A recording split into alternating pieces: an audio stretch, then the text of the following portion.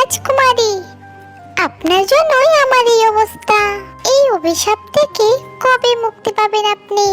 আমারও যে পরিবারের কাছে যেতে মন চায়।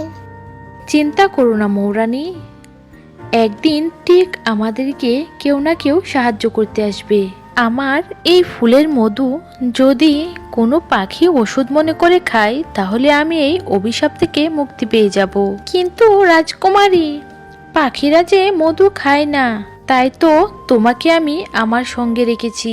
তুমি জঙ্গলে গিয়ে দেখবে কোনো পাখির যদি অসুস্থ থাকে, তাহলে তাকে তুমি আমার এই ফুলের কথা বলবে। সে যদি এই ফুলের মধু খায়, তাহলে আমিও তুমি মুক্তি পেয়ে যাব। আর তোমার কথা তারা বিশ্বাস করবে, কারণ তুমি ফুলের মধুর রাজা। মৌরানী জঙ্গলে জঙ্গলে ঘুরতে লাগলো ও অসুস্থ পাখিদের খোঁজ করতে লাগলো। তখন সে একটা টুনির দেখা পায় ও সে টুনিকে জিজ্ঞেস করলো, কি ব্যাপার টুনি, তোমার কি হয়েছে? আমি উড়তে গিয়ে পড়ে গেছি। আমার ডানা ছোট, তাই আমি উড়তে পারি না। উপর থেকে পড়ে আমার একটি ডানা ভেঙে গেছে। তোমার ডানা বড় করতে চাইলে আমার সাথে চলো। একটি লাল গোলাপের সন্ধান আমি জানি, যার মধু খেলে তোমার ডানা তাড়াতাড়ি বড় হয়ে যাবে আর তুমি আকাশে উড়তে পারবে ও তোমার শরীরের ব্যথা ঠিক হয়ে যাবে। তখন টুনি বলল, এটা আবার হয় নাকি? মিথ্যে কথা, আমি এগুলো বিশ্বাস করি না। চলে যাও, ফালতু কথা। মৌরানীকে অপমান করে তাড়িয়ে দিল টুনি। মৌরানী কান্না করতে করতে চলে গেল একটি গাছের কাছে।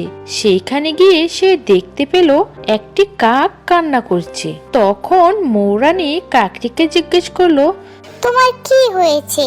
তখন কাকটি বলল, কিছুদিন হলো আমি চোখে ঝাপসা ঝাপসা দেখি, মনে হয় আমি অন্ধ হয়ে যাব। না না, কেঁদো না তুমি, আমি এই রোগের ওষুধ জানি। তুমি চলো আমার সাথে।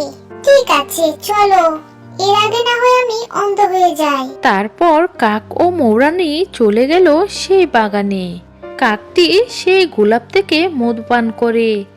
তারপর এক নিমিষে সেখান থেকে একটি সুন্দরী পরী বেরিয়ে আসে। সেই পরীকে একটি সাধু অভিশাপ দিয়ে ফুল বানিয়ে দিয়েছিল। এখন সে মুক্ত।